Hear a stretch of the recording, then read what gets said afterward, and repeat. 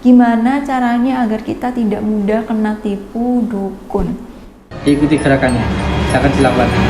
Harus benar-benar diikuti, jangan dilawan. Semuanya bisa bikin ke sini, semuanya. Karena ini jalurnya dari yang sebelah sana. Kalau orang Jawa bilang, jadi sejenis melati. Biasanya di tempat itu. Assalamualaikum warahmatullahi wabarakatuh. Apa kabar teman-teman @live, bersama aku Devi Puspita. Buat kamu yang baru pertama kali klik channel @live, selamat datang di channel @live. Jadi channel @live adalah channel yang membahas tentang psikologi, kemudian peristiwa kehidupan yang kita ambil pelajarannya, harapannya untuk meningkatkan kualitas hidup kita sehingga kita lebih bahagia. Jadi selamat datang di channel @live. Jadi di video kali ini kita akan membahas tentang yang sedang ramai dibicarakan di YouTube, di internet, yaitu tentang perdukunan.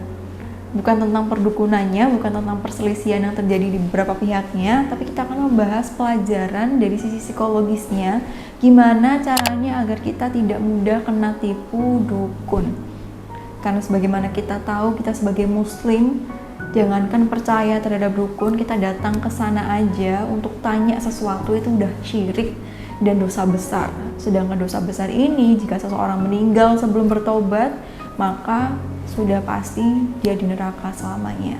Tuh. Jadi biar kita tidak mendapatkan kerugian di dunia dan di akhirat, agar kita selamat, apa yang bisa kita lakukan agar tidak kena tipu daya syaitan yang berbentuk itu ataupun berbentuk manusia. Jadi yang pertama, kondisi psikologi seseorang yang ketakutan, cemas, berlebihan, khawatir terhadap dirinya, entah itu masa depannya atau terhadap kondisi kesehatan, kemampuan diri, dan lain sebagainya. Sekarang ditanya, ketika seseorang cemas, khawatir itu sebenarnya butuh apa sih? Butuh ketenangan, butuh kepastian. Karena kecemasan itu hadir terhadap sesuatu hal yang belum terjadi. Apalagi jika kecemasan ini tidak disertai dengan ilmu. Maka yang terjadi adalah pemenuhan kecemasan atau pemenuhan ketenangan, mencari sumber ketenangan di hal yang salah. Yaitu dengan cara mencari solusi ke dukun itu tadi, karena menurutnya ini adalah cara instan, cara lebih cepat. Akibat seseorang tidak percaya terhadap kuasa Allah atau tidak percaya terhadap kemampuan dirinya. Seperti itu. Lalu apa yang harus dilakukan agar kecemasan ini tidak dipenuhi dengan cara yang salah? Yaitu dengan cara mencari ilmu. Sedangkan ilmu yang paling benar sumbernya adalah dari apa? Dari Al-Quran dan juga hadis yang sahih. Kalau di Al-Quran nggak ada, kalau di hadis sahih itu nggak ada, berarti itu tidak benar dan jangan diikuti. Kalau di Al-Quran dilarang, di hadis sahihnya ada dilarang juga, ya jangan dilakukan, karena itu pasti ada efek buruknya. Karena ketika Allah melarang kita untuk melakukan sesuatu, itu pasti ada alasannya. Udah pasti ada alasannya. Dan jika Allah memerintahkan kita untuk melakukan sesuatu, itu pasti ada kebaikannya. Udah pasti itu. Di Al-Quran aja yang diikuti, di hadis sahih aja yang diikuti. Kalau di antara kedua itu tidak ada, jangan. Karena bisa jadi itu tipu daya setan, karena sebagaimana kita tahu saat ini ya, di beberapa itu sudah terbongkar, ternyata itu tipu muslihat yang merugikan secara finansial, mental, ataupun waktu. Yang Allah ini udah larang, kamu jangan datang ke dukun, kamu jangan hanya datang meskipun cuma sekedar tanya atau berniat, karena itu efeknya buruk. Nah buktinya benar terjadi, rugi secara finansial. Bahkan dari sisi akhiratnya ini udah dangerous banget atau bahaya banget jika seseorang itu belum bertaubat, dia bisa selamanya di neraka karena syirik. Berarti dia percaya dengan kekuatan selain Allah. Padahal kita diminta hanya untuk menyembah Allah, hanya untuk minta tolong sama Allah aja. Sehingga teman-teman yang perlu dilakukan adalah dengan cara mengatasi kekhawatiran, kecemasan yang sedang kamu rasakan itu dengan cara cari sumber ilmu yang paling benar, yaitu Al-Quran dan juga hadis. Teman-teman bisa ya, kalau sedang cemas atau khawatir, itu kan normal ya kita rasakan, karena kita nggak ada yang tahu masa depan kita seperti apa. Aku rekomendasikan banget kamu buat nonton channel Ustadz Muhammad Nuzul Zikri. Itu adem banget di hati, yang bahas tentang tawakal atau bahasan lainnya sesuai dengan kebutuhan batin kamu. Itu udah paling bener deh, sumbernya dari Al-Quran dan juga hadis. Nggak menyesatkan sama sekali sebagaimana yang terjadi fenomena di sekitar kita. Bayar 5 juta tapi nggak dapat apa-apa, malah rugi secara finansial, mental, dan sebagainya.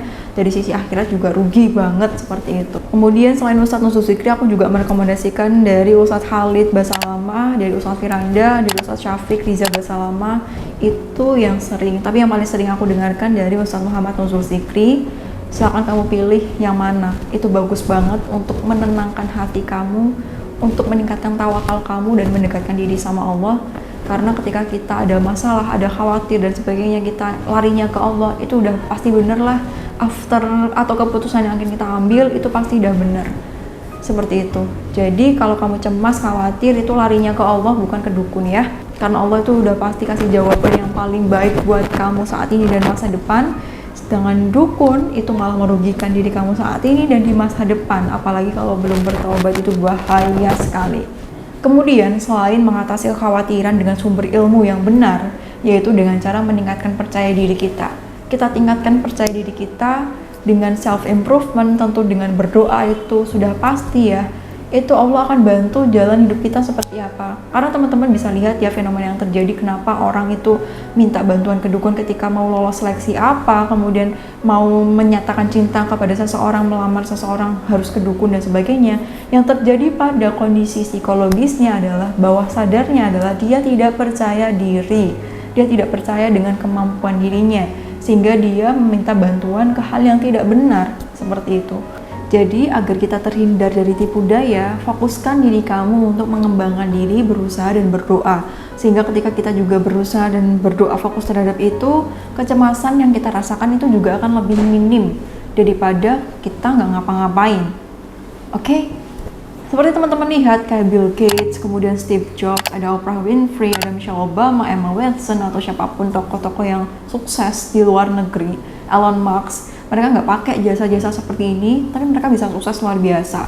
Itu dari sisi dunianya. Kalau pengen sukses dunia dan akhirat, berarti kita kejar dua-duanya. Selain kita berusaha semaksimal mungkin, kita juga serahkan itu kepada Allah, karena kita tahu Allah yang tahu apa yang terbaik buat kita, kapan waktu yang tepat buat ngasih apa yang kita inginkan, dan kapan kita membutuhkannya. Jadi udah deh, usaha pasrahin, berdoa sama Allah. Insya Allah, Allah akan lindungi kita dari tipu daya seperti ini. Yang keempat, ini yang paling penting untuk kita yang muslim, yaitu tingkatkan tauhidnya.